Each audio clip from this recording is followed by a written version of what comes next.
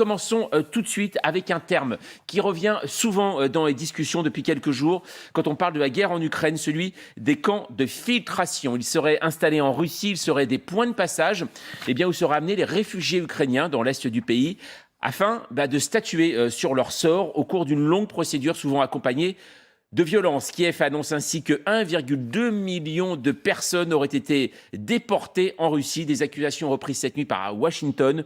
Nous allons en parler avec Volodymyr. Bonjour.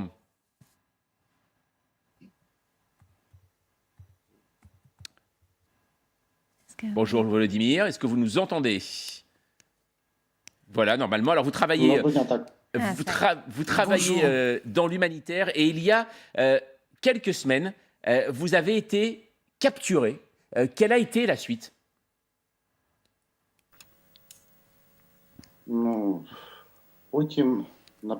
Ensuite, probablement quelque chose qui n'aurait pas pu être possible en notre siècle. On ne peut pas faire cela ni aux civils ni aux militaires. C'est un véritable enfer et un cauchemar qui devait finir au plus vite et malheureusement ça dure toujours. Prendre quelqu'un, l'attraper dans la rue, comme c'était le cas de la plupart des personnes, ce n'est même pas une arrestation, c'est une capture. Et les gens étaient privés de tout droit. On pouvait en faire tout ce qu'on voulait. Et pour l'instant, il n'y a eu aucune punition qui avait été infligée à ceux qui ont commis ces actes. Je pense que cela n'aurait jamais dû exister au XXIe siècle. La plupart des gens qui étaient avec moi ne comprenaient même pas comment est-ce possible de nos jours. Vous avez donc été enlevé et vous avez réalisé, malgré vous, vous avez été amené à faire un parcours assez hallucinant à travers toute la région. Est-ce que vous pouvez nous dire justement quel a été ce parcours et comment vous vous en êtes aperçu justement, comment vous avez cartographié un peu votre parcours?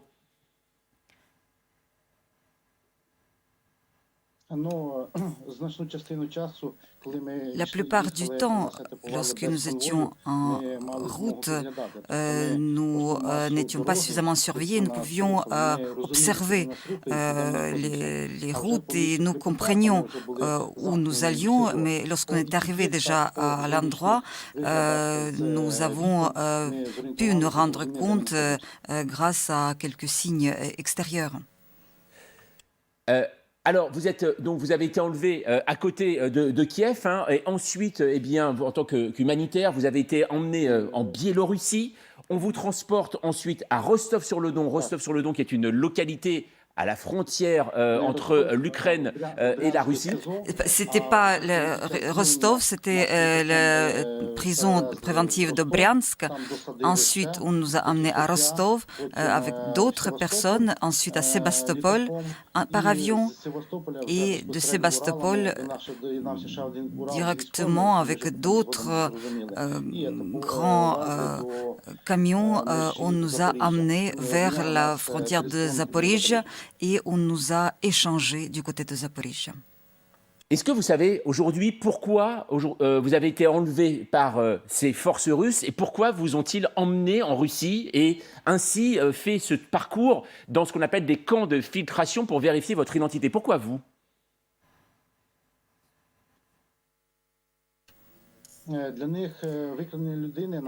Enlever une personne, pour eux, en fait, peu importe qui, un homme, une femme, ils ne faisaient pas de différence. Ils avaient pour objectif de ramasser autant de personnes pour procéder ensuite à un échange. C'est mon avis personnel, mais qui a été confirmé par leurs collaborateurs. J'aurais pu être en uniforme ou pas, j'aurais pu être un homme, une femme ou une personne âgée ou blessée, peu importe. On parle de camps de filtration, c'est-à-dire que ce sont des endroits où les forces russes vérifient en fait. Eux, ils appellent ça vérifier les identités. Que se passe-t-il dans ces camps?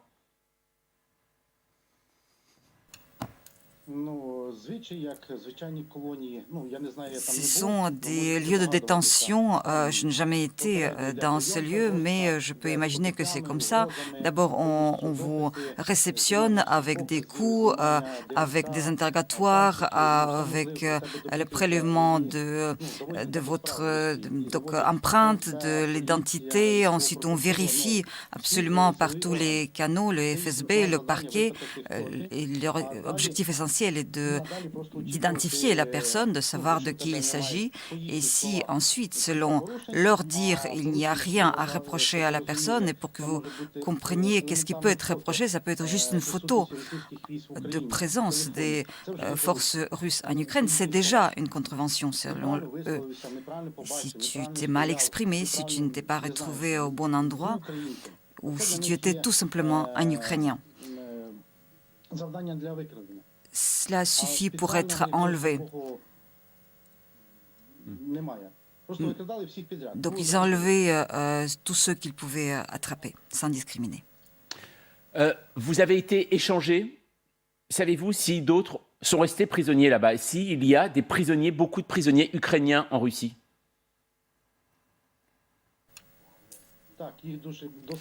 Oui, ils sont encore très nombreux. Dans notre centre pénitentiaire, 95% des gens qui étaient détenus, c'était des civils. Je crois qu'on était 300 à 400 personnes. Et ce genre d'établissement où sont détenus les Ukrainiens sont plusieurs, en fait, 4, 5, etc. Est-ce que ça, le fait d'être enlevé, est-ce que ça a un impact psychologique sur la population ukrainienne, en sachant que, comme vous le venez de dire, n'importe qui peut être enlevé? Est-ce que ça a un impact?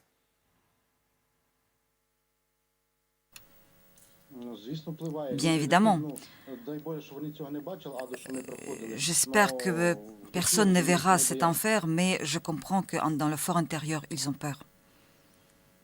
Quel est aujourd'hui, d'après vous, l'intérêt aujourd'hui pour la Russie de faire ça? C'est un impact, une violence psychologique, ou il y a un véritable intérêt aujourd'hui pour les forces russes d'amener des Ukrainiens en Russie, quitte à les relâcher ensuite?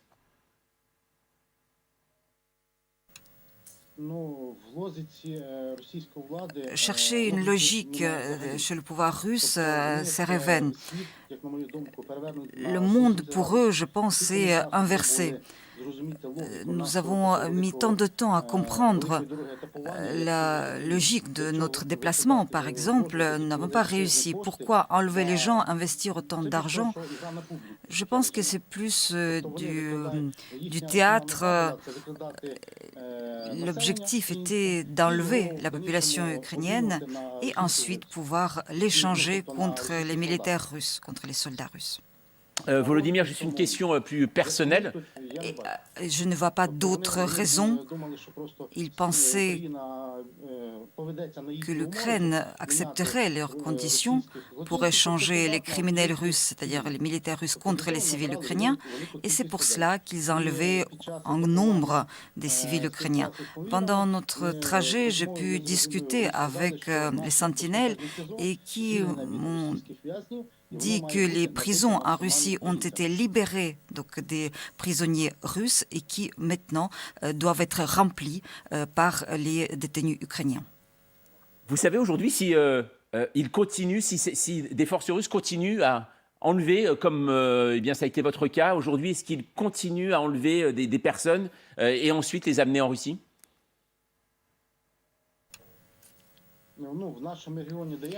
Dans notre région, là où je me trouve, Dieu merci, il n'y a plus d'occupants, donc tout est tranquille. Mais du côté de Mariupol et Kharkiv, je pense que ces phénomènes se déroulent, et peut-être même de manière pire que ce que nous avons connu. Aujourd'hui, là, vous parlez, vous avez été échangé. D'après vous, est-ce que la Russie cherche à échanger d'autres prisonniers? Pourquoi pas, par exemple, aujourd'hui, dans l'usine d'Azovstal, dont on parle beaucoup à Mariupol, cette politique d'échange, elle pourrait être mise en place?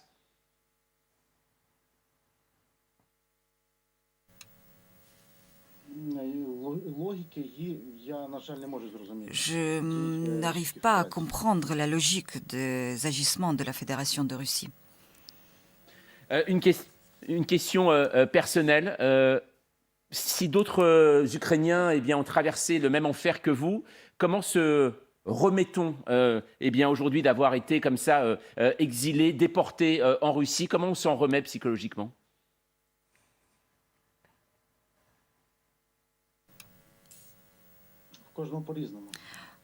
Chacun de sa manière. Les premiers jours après la libération, on se sent euphorique, mais quelques jours plus tard, on comprend que les émotions, la tension, les nerfs, tout se ressent. Merci beaucoup en tout cas pour votre témoignage, Volodymyr, pour nous avoir raconté justement ce calvaire que vous avez véritablement vécu, enlevé par les forces russes. Merci d'avoir témoigné aujourd'hui sur... Je voudrais transmettre un appel au pouvoir de votre pays. Pour quelles raisons la réaction est aussi faible, si je puis m'exprimer ainsi? Pourquoi la réaction est aussi insuffisante à l'égard de ce qui se passe en Ukraine? Est-ce que c'est parce que vous ne comprenez pas ou vous ne voulez pas comprendre? Si cela ne s'arrête pas aujourd'hui, ici, cela va vous atteindre tôt ou tard. Merci Volodymyr pour votre témoignage, en tout cas sur LCI ce matin. Un mot tout de même, Denis Kolesnik, quand on entend ce genre de témoignage, je parlais tout à l'heure aussi de camps de filtration, on voit qu'il y a quand même toute une entreprise psychologique qui est mise en place tout de même par la Russie, qui va au-delà du simple de la guerre militaire. Hein. Écoutez, déjà, il y a des choses que je voudrais dire. Donc, première chose, c'est que cela me fait penser aux choses qui sont passées pendant l'URSS. Donc, justement, les Ukrainiens, à mon avis, à l'échelle historique, ils ont déjà connu ce genre de traitement. Et non seulement les Ukrainiens, mais également tous ces peuples qui se sont retrouvés au sein de l'URSS, notamment les Baltes, les Estoniens, les Kazakhs, etc., les Polonais, à un certain moment aussi dans l'histoire. Et puis, deuxième chose, donc, comme chaque guerre, bien sûr, la guerre est suivie d'une guerre informationnelle, d'une guerre psychologique. Et donc, bien évidemment, ces camps de filtration, cela peut à la fois jouer pour intimider, à mon avis, les Ukrainiens, et de l'autre côté aussi, parce qu'on sait que les Russes, ils ont établi, donc avant l'invasion russe, il y a eu de l'information comme quoi les Russes, ils ont établi des listes des Ukrainiens à éliminer. Donc, en fait, ils avaient une certaine base de données des personnes qu'ils voudraient soit emprisonnées, soit tuées, on n'en sait rien. Mais du coup, je pense que peut-être ça aussi, ça leur sert à identifier ces gens et donc procéder à, je ne sais pas, qu'est-ce qui les attend après. C'est ça aussi, Meguiy, je crois que c'était en Tchétchénie aussi, où il y avait eu ces mises en place déjà de camps de filtration. Et on sait que, parmi la liste, forcément, on en parlait tout à l'heure, il y a ces militaires réfugiés à Azovstal. Ils sont ciblés, eux, de toute façon, depuis le début, par Vladimir Poutine. Alors, je crois qu'en fait, on mélange plusieurs choses là. Parce qu'en fait, les questions de déportation dont parlent les Américains, en fait, ce sont essentiellement des civils qui, notamment lors de l'évacuation de Mariupol, en effet, passent par des camps qui sont contrôlés par les pro-russes, où en effet, on contrôle toutes les identités, mais là on parle de femmes, d'enfants, de personnes âgées, on regarde quels sont leurs liens avec justement les combattants qui sont toujours retranchés à l'intérieur. En effet, il y a les papiers d'identité pour certains peuvent être retirés, on fouille leur téléphone portable, les Russes cherchent des informations. Il y a les tatouages aussi. Et certains, c'est vrai, de ces personnes-là ne sont pas envoyés vers l'Ukraine, vers des zones où ils pourraient être réfugiés, mais directement envoyés en Russie. Et là, c'est vrai qu'on a des témoignages de milliers de personnes, mais ce sont les chiffres qui sont avancés, qui sont envoyés, même pour certains, à l'autre bout de la Russie. Une espèce de déportation forcée qui rappelle en effet les heures sombres de l'Union soviétique. Et là, le témoignage qu'on vient d'entendre, c'est un homme qui a été capturé par les forces russes, capturé et emprisonné dans l'optique d'un échange de prisonniers. Et ça, il y a des échanges de prisonniers depuis le début de cette invasion. Et c'est vrai que pour les hommes du bataillon Azov, qui sont encore retranchés dans cette cette usine de Mariupol. La seule façon dont ils espèrent pouvoir sortir, c'est un échange de prisonniers. Donc ils appellent à cela. Les autorités ukrainiennes disent qu'elles y travaillent, mais pour le moment, on voit bien cette volonté de Vladimir Poutine de maintenir coûte que coûte la pression sur cette usine de Mariupol et de venir à bout des dernières résistances. Donc l'échange de prisonniers pour eux va être très compliqué. Mais évidemment que les Russes cherchent à enlever des Ukrainiens pour pouvoir les échanger